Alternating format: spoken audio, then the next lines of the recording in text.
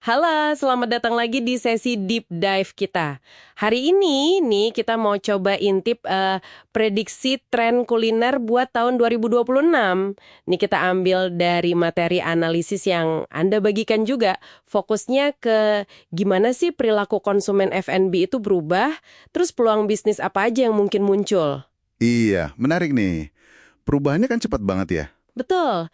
Misi kita kali ini yaitu nyaring prediksi inti, wawasan penting, apalagi soal potensi di dunia kuliner yang, geraknya cepet banget ini.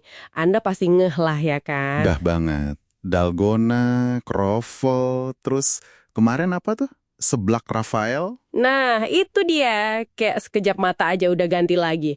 Oke deh, jadi kira-kira peta kuliner 2026 nanti gimana ya menurut analisis ini? Yuk kita bedah bareng. Oke, siap. Yang pertama nih, yang cukup mengena konsep nostalgia. Nostalgia baru gitu. Oh, nostalgia. Gimana tuh maksudnya? Intinya sih balik ke rasa yang familiar, kayak masakan rumahan gitu, tapi ada sentuhan modern atau uniknya. Kayaknya analisis ini bilang, orang udah mulai agak jenuh gitu sama tren viral yang cuma sebentar. Masuk akal sih. Jadi nyari comfort food lagi ya, tapi yang otentik, ada ceritanya gitu. Iya, persis. Contohnya nih, bukan lagi cuma ayam geprek level pedes doang, tapi mungkin ayam goreng bumbu rempah ketumbar yang kuat, atau sambal bawang pedes resep asli warisan. Jadi lebih spesifik punya karakter. Nah, ini nyambung banget sama analisisnya. Disebutin kalau kejenuhan itu ya karena siklus tren yang terlalu cepat tadi. Bikin konsumen pengen sesuatu yang lebih, awet dan personal gitu. Jadi spesialisasi kuncinya ya. Betul. Analisisnya nekenin banget. Spesialisasi itu pemenangnya. Udah bukan zamannya punya menu paling banyak, tapi fokus aja satu atau dua andalan. Yang penting rasanya nendang, ceritanya dapat. Ini pergeseran menarik sih. Dari cuma ngejar viral, jadi nyari kenyamanan yang lebih berarti. Oke. Nah, dari kenyamanan personal ini, geser dikit ke tren kedua yang diangkat. Micro experience, pengalaman mikro. Micro experience. Ini soal gimana ngasih sensasi personal, bahkan buat pesanan yang diantar gitu.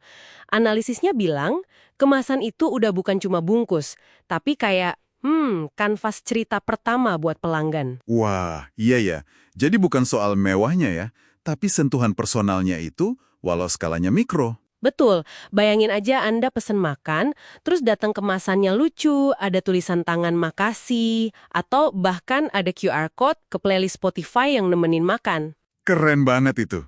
Di materinya disebut kebahagiaan kecil terbungkus rapih kan ya. Ini nunjukin banget gimana bisnis rumahan tuh bisa banget ngambil hati pelanggan. Pakai cerita, pakai sentuhan personal, jadi pengalaman itu bisa lebih merakyat gitu. Iya, jadi lebih demokratis ya pengalamannya. Nah, ngomongin personalisasi, ini nyambung juga ke tren ketiga yang disorot banget. Otentisitas rasa daerah naik kelas. Ah, ini dia nih yang seru. Analisisnya ngelihat potensi gede buat gali rasa lokal lebih dalam lagi. Jadi nggak cuman yang udah biasa kita dengar kayak rendang atau sate gitu. Nah, ini potensinya gila sih menurutku. Inovasinya bisa macam-macam banget. Contoh kayak cakalang fufu Manado dijadiin isian sandwich, atau bumbu andaliman dari Sumatera Utara buat saus steak. Itu baru contoh awal aja kan ya? Bener banget. Keotentikan rasa daerah ini, di analisisnya disebut kayak mata uang baru. Peluang emas banget ini buat siapa aja yang punya resep warisan atau tahu banget kuliner lokal yang unik. Jadi tantangannya gimana bawa kekayaan lokal ini ke panggung yang lebih luas ya, tapi tetap kreatif. Tepat, gimana ngemasnya biar menarik, tapi esensinya nggak hilang. Oke, terus pertanyaannya, siapa nih yang kira-kira bakal jadi pemenang di lanskap kuliner 2026 nanti menurut analisis ini? Nah, analisisnya cukup jelas nunjuk ke UMKM, yang lincah yang berani. Oh iya, disebutin nggak profil-profilnya kayak gimana? Ada disebutin beberapa tipe. Pertama, si paling niche. Ini yang fokus ke produk super unik, biasanya punya fans loyal banget. Oke, si paling niche. Terus, kedua si paling kreatif. Ini yang jago banget ubah pesanan biasa, bahkan yang murah. Jadi pengalaman seru. Lewat branding, lewat sentuhan personal tadi. Menarik. Yang ketiga? Ketiga, tentu aja, si paling otentik.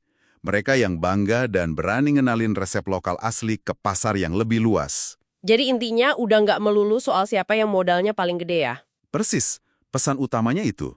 Ide kuat, eksekusi yang bagus, sama koneksi emosional ke pelanggan itu jadi jauh lebih penting sekarang. Analisis ini malah bilang, era di mana bisnis rumahan bisa nantang pemain gede, itu makin kelihatan nyata. Kelincahan sama kedekatan sama konsumen jadi senjata utama ya? Bisa dibilang gitu. Jadi kekuatan super mereka lah. Oke, jadi kesimpulannya buat Anda para pendengar nih, apa artinya semua ini? Pesan dari materi ini sih cukup optimis ya. Kalau Anda punya ide bisnis kuliner, mungkin banget ini waktu yang pas buat mulai ngerancang serius. Iya, siapa tahu kan produk Anda yang nanti jadi omongan di 2026. Betul.